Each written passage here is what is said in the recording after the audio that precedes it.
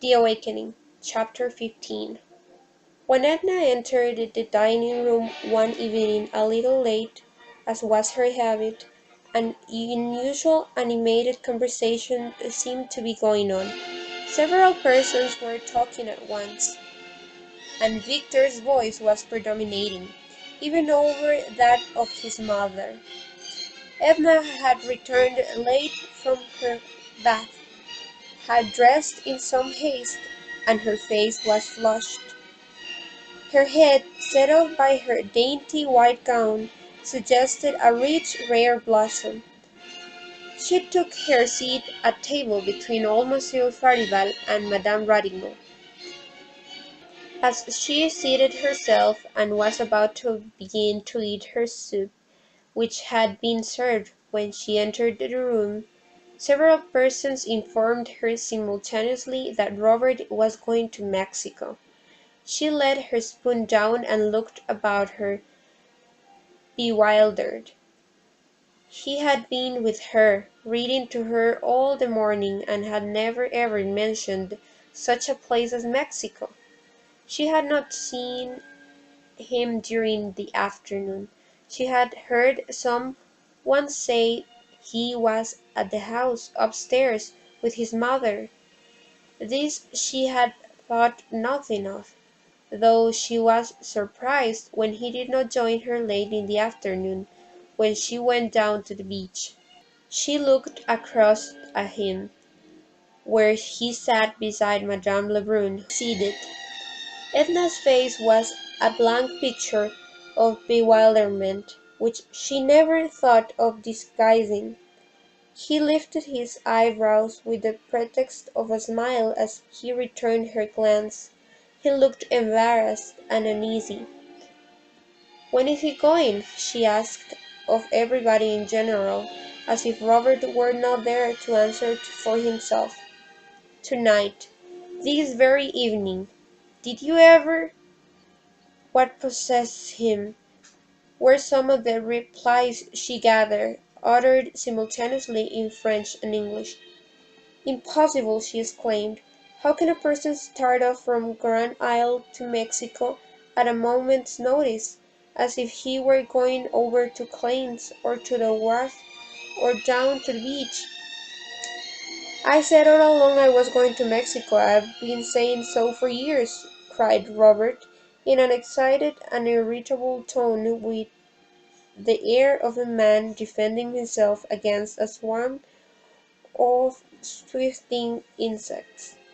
Madame Lebrun knocked on the table with her knife handle. "Please, let Robert explain why he is going, and why he is going tonight," she called out. "Really, this table is getting to be more and more like Bedlam every day, with everybody talking at once. Sometimes I hope God will forgive me, but positively sometimes I wish Victor would lose the power of speech." Victor laughed sardonically, as he thanked his mother for her holy wish, of which he failed to see the benefit to anybody except that it might afford her a more ample opportunity and license to talk herself. Monsieur Farival thought that Victor should have been taken out in mid-ocean in his earliest youth and drowned. Victor thought there would be more logic in thus disposing of all people with an established claim for making themselves universally obnoxious. Madame Lebrun grew a trifle hysterical. Robert called his brother some sharp, hard names.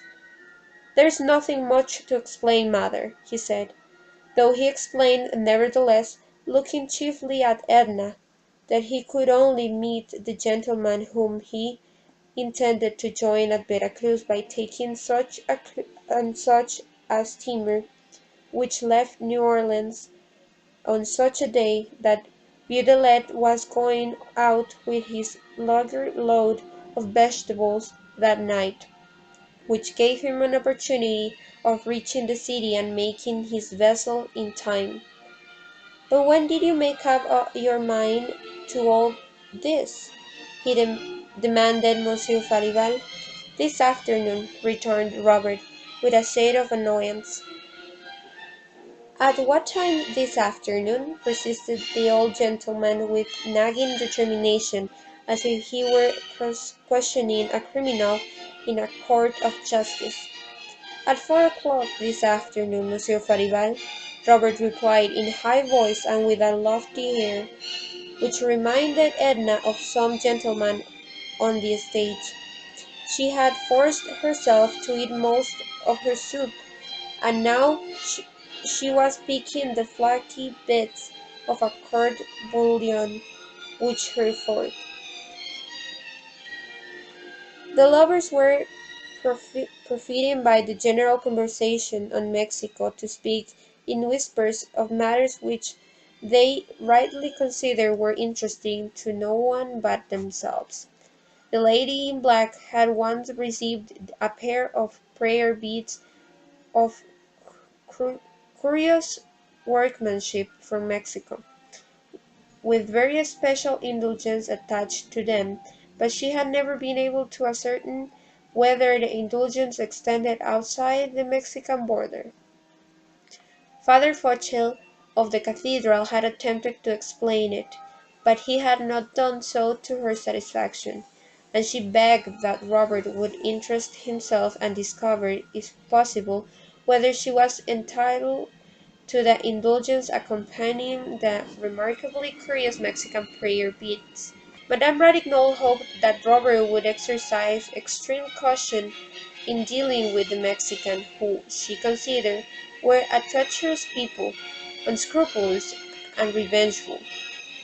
She trusted that she did them no injustice in thus condemning them as a race. She had known personally but one Mexican who made a sold excellent tamales, and who she would have trusted implicitly, so soft-spoken was he. One day he was arrested for stabbing his wife. She never knew whether he had been hanged or not.